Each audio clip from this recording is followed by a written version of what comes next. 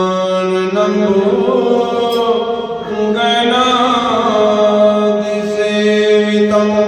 कपित्थजम्बूफलचारुभक्षणम् उमासुतं विनाशकारकं नमामि विघ्नेश्वरपादपङ्कजं नमामि विघ्नेश्वरपादपङ्कजं। बोलो श्री गणेश जी महाराज की जय।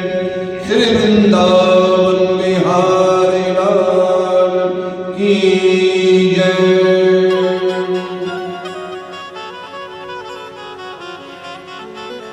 सुखदेव जी महाराज की बातें सुनकर राजा परीक्षित मन ही मन प्रसन्न होकर बोले, हे महाराज, मैं किस तरह बैठकर कौन से रूप का ध्यान करूं? सुखदेव जी महाराज बोले, हे राजन, तुम कमलासन बैठो, एकाग्रचित होकर अपने हृदय में परमेश्वर के सूक्ष्म रूप का ध्यान करो। कदाचित अंतकरण में सूक्ष्म स्वरूप का ध्यान ना कर सको तो फिर सब संसार परमेश्वर के विराट रूप में जानकर उसका ध्यान लगाओ। विराट रूप परमेश्वर का इस प्रकार है, पाताल परमेश्वर के पांव, रसातल लोक परमेश्वर का घुटना, सुतलोक नारायण जी की जंघा, पृथ्वी भगवान की कमर और आकाश भगवान की नाभि। ज्योतिष चक्र जहां सूर्य चंद्रमा रहते हैं वो छाती, और इस प्रकार से ब्रह्मा का सत्य लोक भगवान का सर, उस आदि पुरुष का समझना चाहिए। 10 दिशाएं उन नारायण के कान हैं, अश्विनी कुमार भगवान की नाक है, सूर्य आंखें हैं, दिन रात भगवान का पलक भांजना, और सब जगत का स्वाद भगवान नारायण की जीवा। यमराज भगवान के दांत हैं, माया नारायण जी की हंसी, लज्जा भगवान के ऊपर के होंठ, लालच भगवान के नीचे का होंठ। सब वृक्ष शरीर के रोम रोम हैं, मेघ घटा सर के बाल हैं। जितनी भी नदियां इस संसार में तुम देखते हो वो सब भगवान नारायण की नसें हैं। और इस प्रकार से हवा भगवान की श्वास, मन चंद्रमा, प्रातः और संध्या परमेश्वर के वस्त्र। जो इस तरह परमेश्वर का विराट रूप का ध्यान तुम हे परीक्षित करोगे, और जब तुम्हारा मन इसमें लग जाए उसके उपरांत फिर तुम छोटे सूक्ष्म स्वरूप का ध्यान करना। सुखदेव जी महाराज कह रहे हैं, परीक्षित, नारायण जी का पहला रास्ता ध्यान करने का यही विराट रूप है। जब विराट रूप का ध्यान करने का अभ्यास हो जाए तब व्यक्ति को चाहिए अपना मन संसारिक माया से लिप्त कर ले और नारायण जी की तरफ ही मन लगाए रखे। परमेश्वर का ध्यान करने से संसारिक माया छूट जाती है। जो लोग बुद्धिमान ज्ञानी हैं वो तो आठों पहर हरि चरणों में ध्यान लगाकर संसारिक व्यवहार से कुछ भी प्रयोजन नहीं रखते। परीक्षित, तुमको इस बात की सोच है कि जब कोई मनुष्य गृहस्थ आश्रम छोड़कर वन में जाकर नारायण जी का तप सिमरण करता है तो उस वन में उसको भोजन, वस्त्र, बर्तन आदि के बिना बड़ा दुख उठाना होता होगा। लेकिन परमेश्वर का भजन और ध्यान करने वाला मनुष्य जब वन में जाता है तब नारायण जी अपने भक्तों के वास्ते जो लोग विरक्त होकर उनसे मिलने के लिए तप और योग करते हैं पहले से ही सब वस्तुएं तैयार कर देते हैं। मनुष्य संसार में बड़े परिश्रम से जिन वस्तुओं को एकत्रित करता है, लेकिन वन में परमेश्वर की कृपा से बिना परिश्रम के सब पदार्थ वस्तुएं उसे सहज में मिल जाती हैं। जो मनुष्य वन में जाकर परमेश्वर की शरण में रहता है उसे वन के जीव, शेर, भालू आदि जीवों से नारायण जी ही उसकी रक्षा करते हैं। परीक्षित, हम कुछ लालच व प्रयोजन के वास्ते तुम्हारे पास नहीं आए हैं। ये तो नारद मुनि ने हमारे ऊपर तुम्हारा बोझ डाल दिया, इसलिए हम तुम्हें ये हरि चर्चा सुनाने और मुक्ति का उपाय बतलाने के लिए आए हैं। जो मनुष्य परमेश्वर के भजन ध्यान से विमुख रहता है उसे निसंदेह नरकों का दुख भोगना पड़ता है। जो लोग संसारिक माया से विरक्त होकर परमेश्वर के ध्यान सिमरन में लगे रहते हैं उनको किसी गृहस्थी के पास भोजन, वस्त्र आदि मांगने के वास्ते जाने का कोई प्रयोजन ही नहीं रहता। धनी लोग हरि भक्तों को नहीं पहचान सकते। हरि भक्तों का सब अर्थ ईश्वर सबसे ही निकाल देते हैं। मनुष्य को ये बात समझकर अपने मन में संतोष रखना चाहिए, जिस नारायण ने मुझे उत्पन्न किया है वही जीविका देने वाले हैं। वो कभी मुझे भूखा नहीं रखेंगे।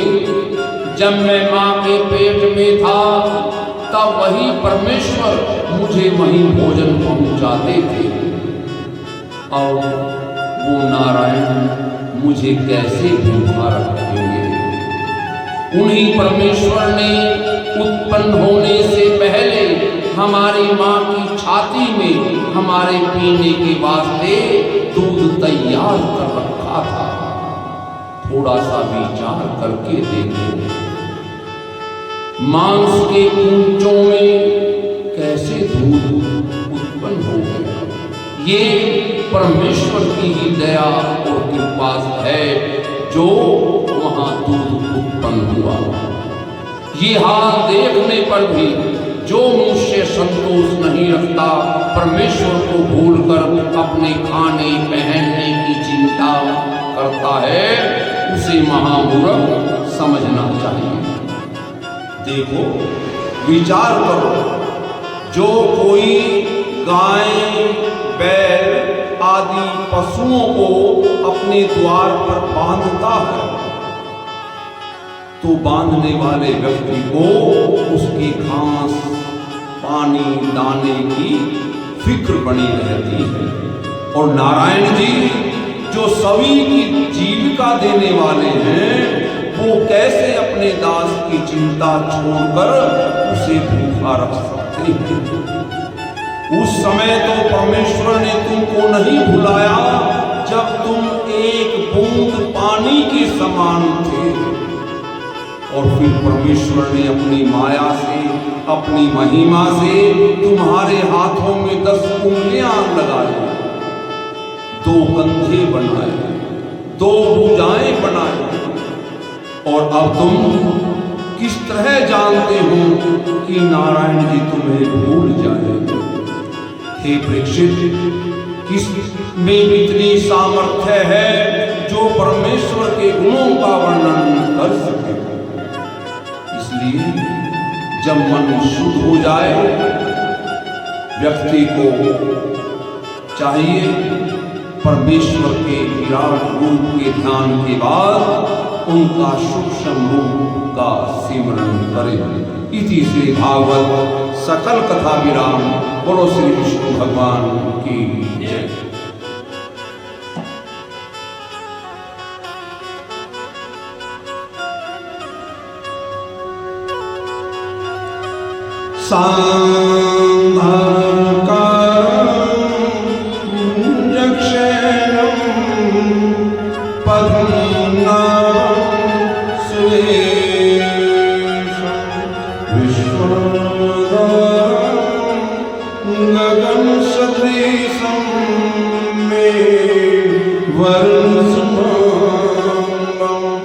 श्री लक्ष्मीकान्तं कमलनयनं योगी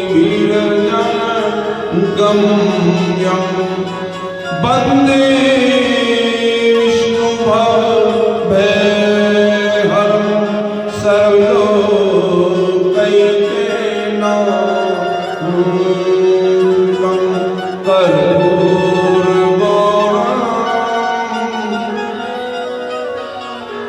संसारसारं इन्द्रहारं सदा वसन्तं भवं भवानी सहितं नमामि। भवं भवानी सहितं नमामि। त्वमेव माता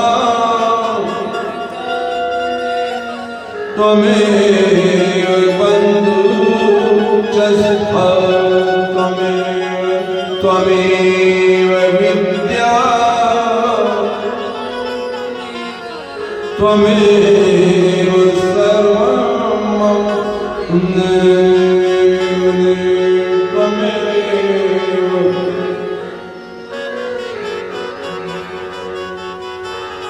सर्वे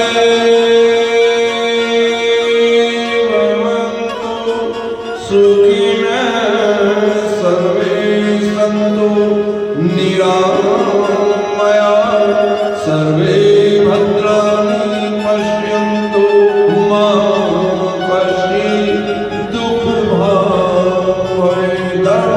की जय का प्राणियों में विश्व का गौहत्या सनातन धर्म की जय। श्री सत्यनारायण स्वामी की जय। हे माई सचिया देवचिया जोता वाले माता तेरी सदा ही जय। श्रीमद्भागवत महापुराण की जय। श्री सुखदेव जी महाराज की जय। बोलो हर हर हर महादेव शंभो। श्री शंकर भगवान की जय। जय जय श्री राधे श्याम जय जय श्री राधे श्याम जय जय श्री राधे श्याम। ओम त्र्यंबकं यजामहे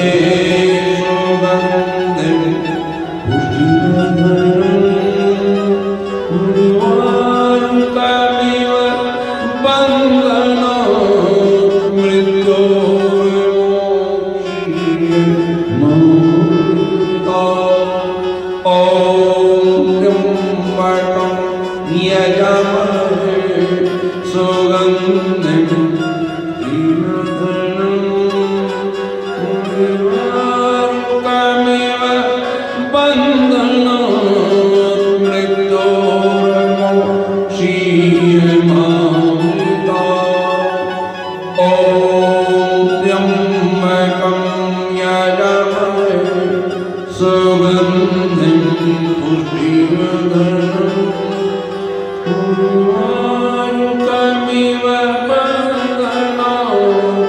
मृत्युर्मोक्षीय